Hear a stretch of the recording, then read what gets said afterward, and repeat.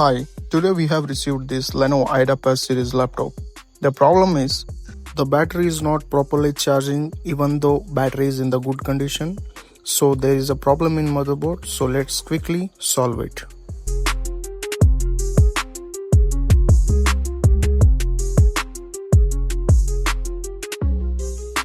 So this is the DC connector where the voltage goes through from this track to this MOSFET. But the problem is this MOSFET is not transferring the voltage from the drain to source. So maybe the MOSFET is in bad condition. So let's replace it and we'll see.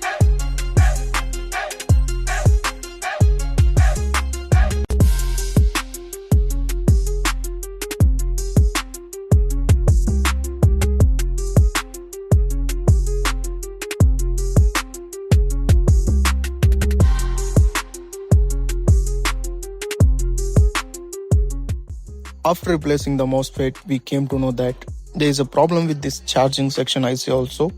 Let's quickly replace it.